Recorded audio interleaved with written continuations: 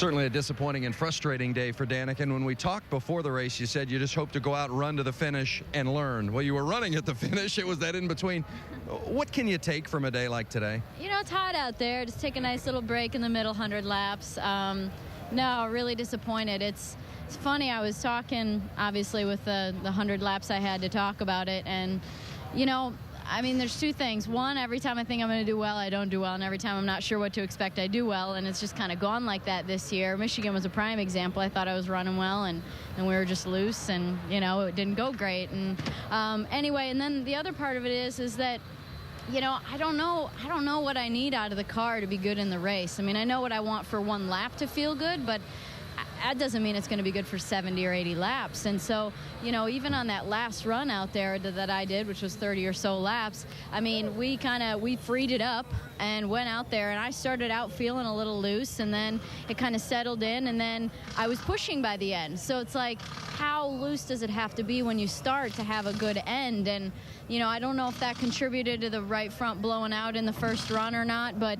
you know, I was getting to the point where there was so much push, it was chattering. And so, you know, I know now from experience that, you know, when you have a vibration or when the car doesn't want to turn, it's probably losing pressure, and, you know, you should back it on down. But, you know, lessons learned, and they're not fun lessons, and everybody's watching, so it makes it even harder. But we'll get this go to Eddie car to the front by the end of the year, and we'll figure it out.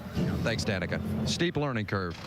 Yeah, and Vince, interesting perspective there. Lessons learned while everybody's watching.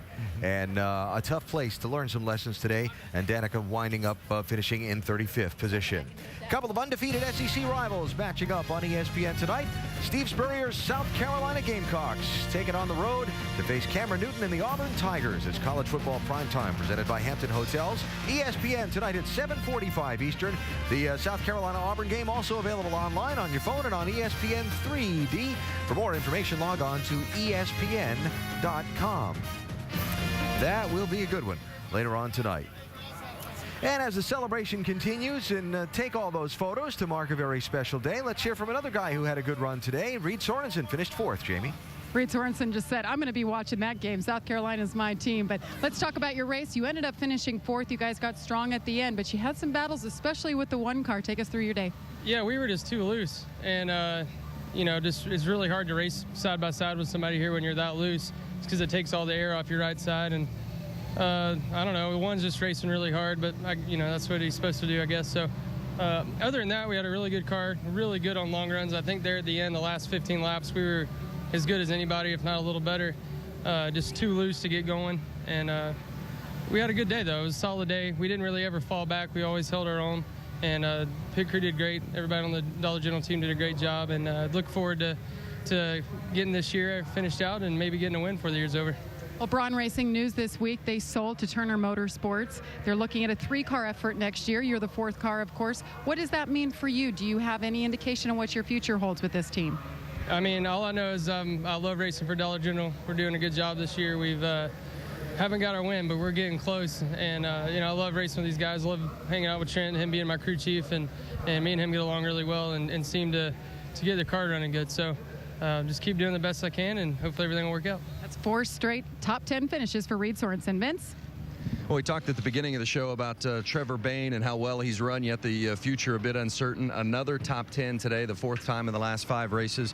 Put in perspective the struggle of what's going on off the track and how you balance that to put it forth another good run with this 99 team. Well, it's a tough balance once you step out of the car. It's hard to keep a smile on your face when you don't know what tomorrow is going to hold, but once I get in the car, I mean, it's strictly focused, and we showed that again today. I mean, with all this controversy, everything that's happening, this team pulled together. We pulled off another top 10, ran top 5 till the very end, ended up 6th. So we were happy to give Outpeck here another strong run, and happy to give these 99 guys a great run with us not knowing whether I'm going to be in the car again. You know, I mean, it's ups and downs, and it's hard to keep moving forward, but we got to. You know, you put your strong foot forward and just keep working toward the next week right now. Will you be in the 99 next week?